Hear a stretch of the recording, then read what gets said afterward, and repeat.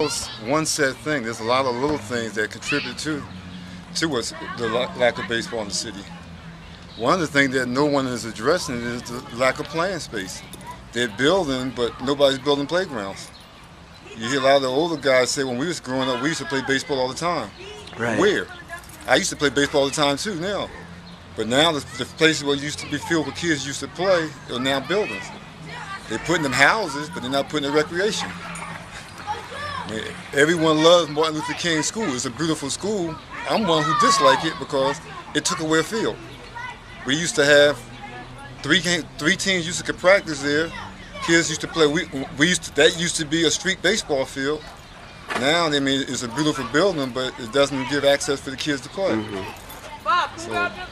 Gosh, those are the little things that no one thinks about. It's great to have projects and houses for the people, but then the kids got to have a relief.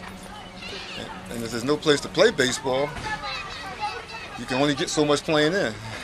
Gotcha. So, do you think baseball is the most popular sport in Trenton among this age group, 11 and 12-year-olds? No, and that's another issue.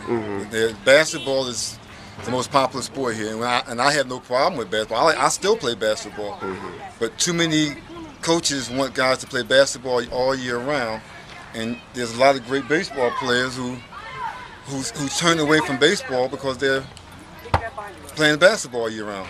I mean, most of the pro basketball players play other sports also. But a lot of this new generation want kids to play one sport all the way around. Anybody who's taller than 5'6", they want to push them to basketball. And unless you're 6'9", you don't have a guaranteed career in basketball. All right. So you think parents play a big role in helping kids play baseball or not play baseball? Yes, they do. I mean, baseball really is probably pretty much is a parent-related sport, because a lot of things you learn is when you're with that parent on the side playing catch before and after practice. So a lot of coaches who have parent and a lot of involvement, they can teach different things. They don't even have to teach how to catch a baseball. They can teach them the rules of baseball, whereas opposed to a child who don't have that parent involvement, they got to start from scratch. They got to be taught everything. So, when you started 30 years ago, there were probably a lot more leagues in Trenton, a lot more baseball leagues in Trenton than there are now.